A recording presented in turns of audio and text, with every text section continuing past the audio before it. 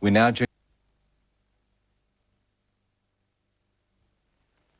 There is a saying about the old leaders. He tōtara whakaruru hau. They are the great trees giving shelter from the wind.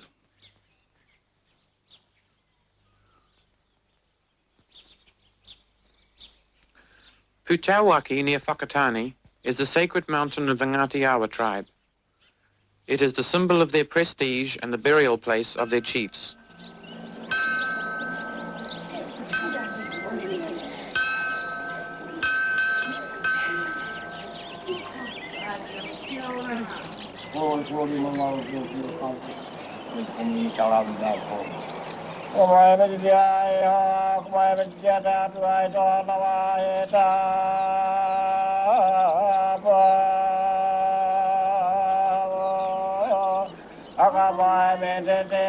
This family is going on to a Ngati Awa marae for Ringatu church services.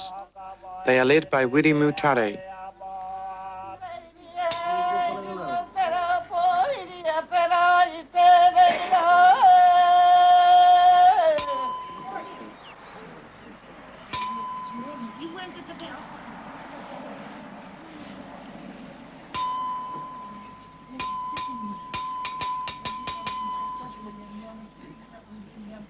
On another Ngati Awa marae at Te Teko, Eruera Manuera leads his family on for services.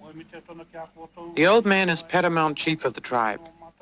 He is descended from the great leaders of the past. He's the recognized chief of the whole of the Ngati Awa people, not only by birth, but by the things his ancestors did towards the people, for the people.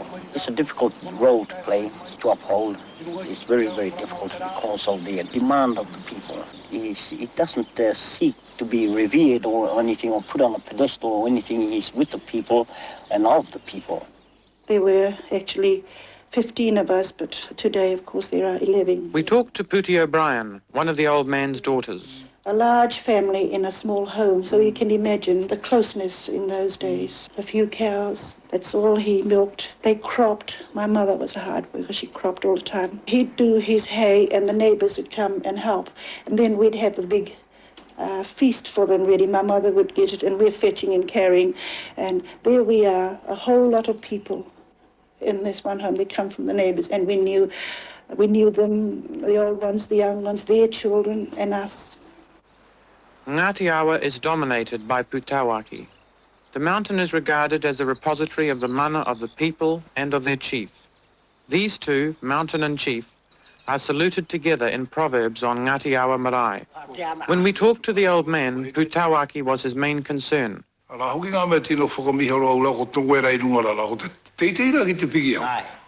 He explained why it is sacred and how it was used as a burial place by his ancestors. Many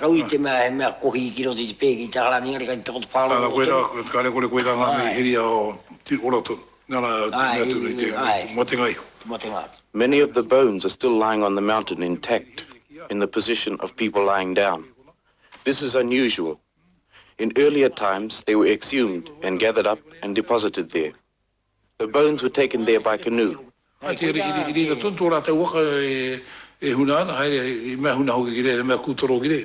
used to hide the canoe at the bottom of the mountain. It was found there by a Pākehā shepherd. I told him not to take it. I told him it had been used by our ancestors to ferry bones across the river for burial on Putauaki, but he wouldn't listen. Fate intervened. The river dried up and the canoe was left high and dry, and the Pākehā's house was burnt down. He lost most of his stock.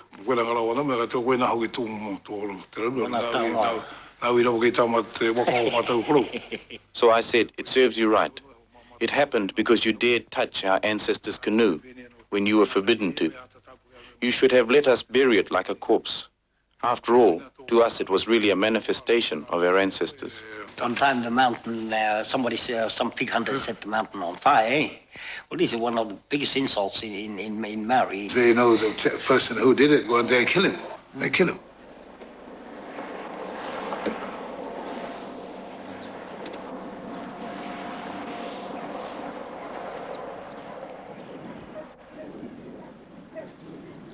To the Ngati Awa, their land is rich in associations. They have lived here for centuries. Every place and every landmark has historic importance. Tikoti, the 19th century guerrilla leader and founder of the Ringatu faith, stayed at most of their settlements. This land was granted to Tikoti as a form of compensation for the wrongful arrest that the government troops has not yet admitted.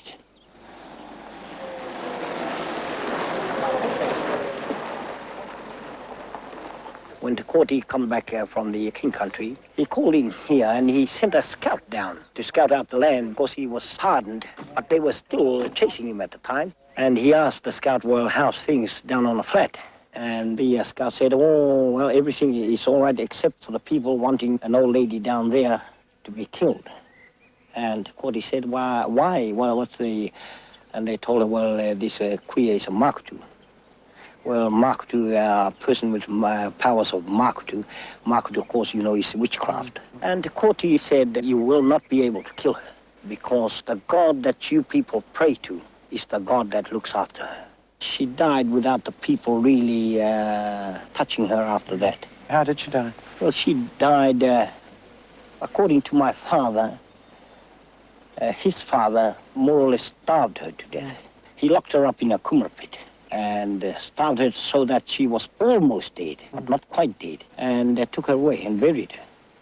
It was after he buried her that they used to give signals for death in those days with 3 shotgun blasts early in the morning, first thing in the morning.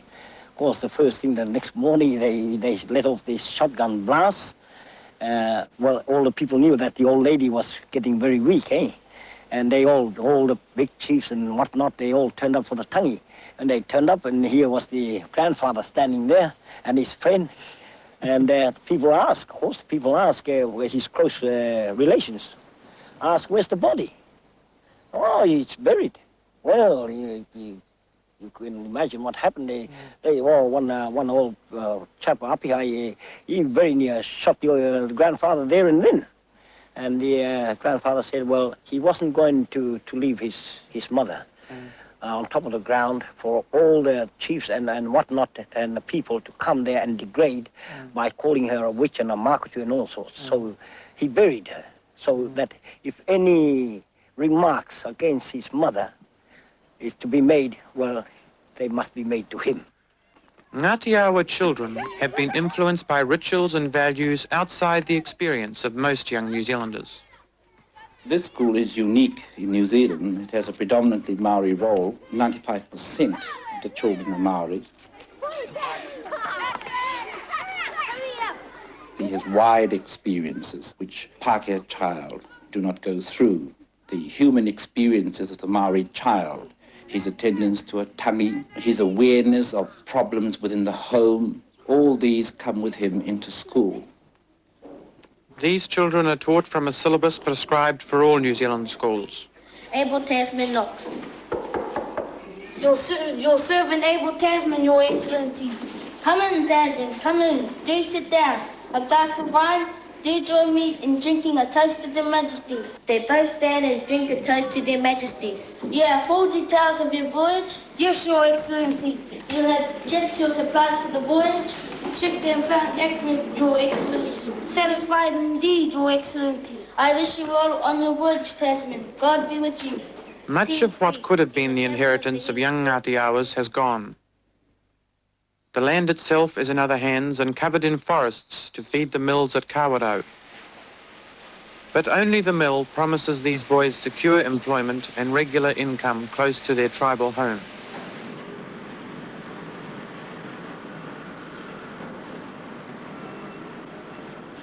Without those 2 mills at Kawarau there, well, not only the lives of the mill workers in Kawarau will be affected, but the lives of all the Maoris here will be affected. It's the lifeblood of this community. There has been a price to pay for economic security. It is no longer easy to practice the old values of the tribe. Ngati Awa children are in danger of losing the skills and rituals that the tribe has always considered essential for the self-respect of its young. For almost 100 years, education policy discouraged the teaching of Māori things. Now, some schools like Te Teko are beginning to teach basic skills in the classroom.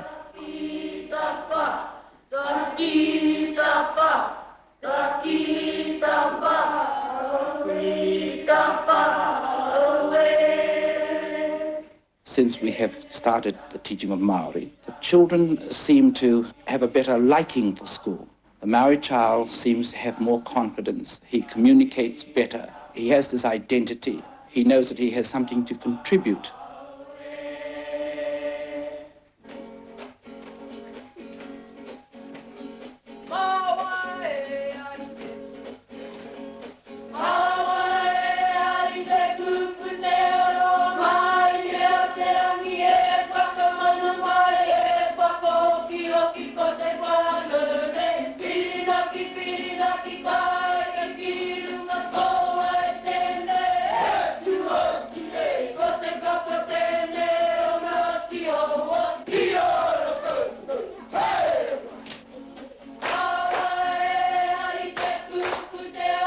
It's my wish that all the children, even from school age, which is 5, right up to 18, I'd like them all to take part in these things.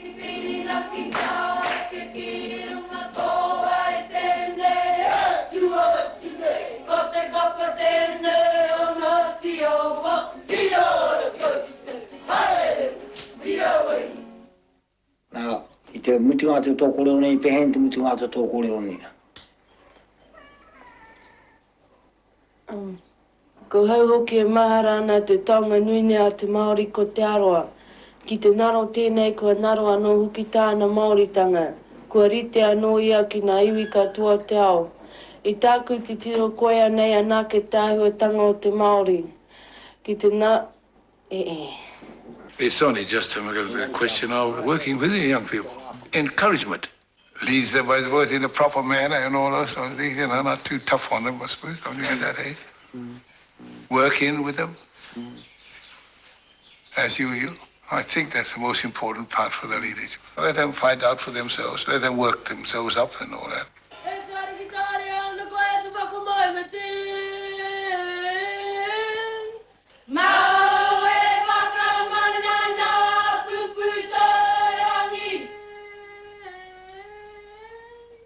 The final outcome, when children stand up in an assembly of, say, 500 or 600 grown-ups, and I don't think you'll ever be able to experience the feeling it gives you. You know, you almost break into tears.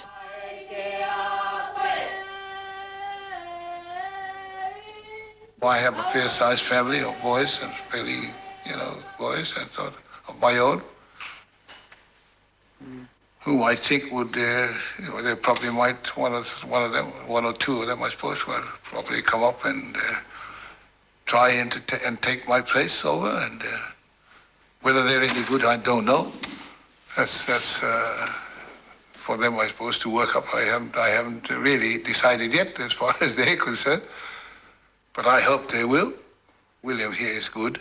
I like him because he have a broader experience, you know.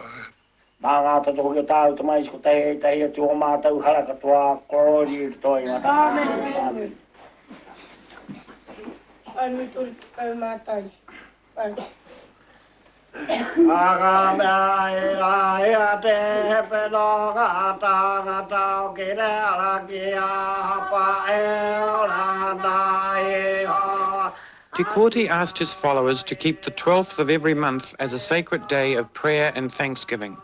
The Ngati Awa still honour this request.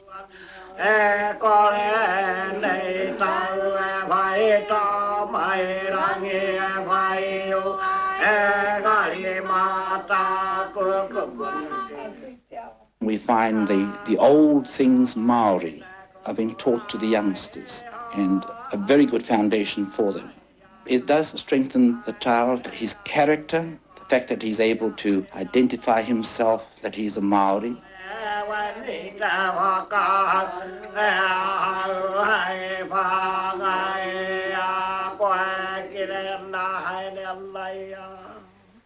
They got the mountain. Well, by some, what I call false pretenses, or what like that. I think we didn't have any understanding at all to that effect. The mill planted pines over 2/3 of the mountain. Ngati Awa spokesman said the first they knew about it was when they saw the trees. The respective claims are now being investigated. While they were negotiating for transfers of land and things like that, they didn't deal in, they dealt in blocks, and the name of the mountain was never mentioned. The name of blocks were mentioned, you see.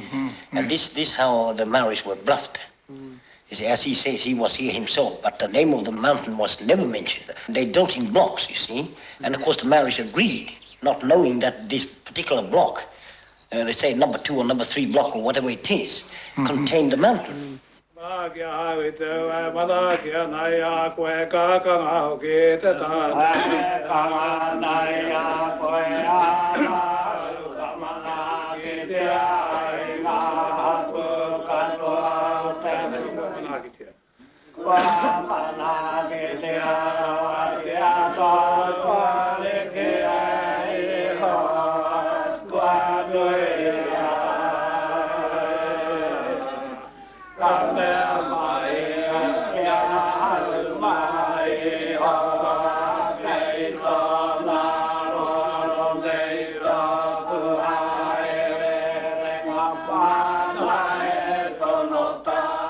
Their parents would tell them that the land on which the pines are growing on belonged to them. Their parents tell them, well, you have a share in this, you have a stake in this, and this is your heritage. You could see that inside of him he's crying. He's crying about his people, his land, his culture, and everything that's passing away before his eyes. Mo pakaputa mai matau hoi to matau toi Ngati di fiwa no hoki ngoi te moto te whenua tāne to ma hon tanga te taki wai hoi to matau toi tangi ngatu no hoki tanga. And I think he's actually looking around for somebody that may take over his role as a teacher of the community. I think he's been looking around for a long time. Amen.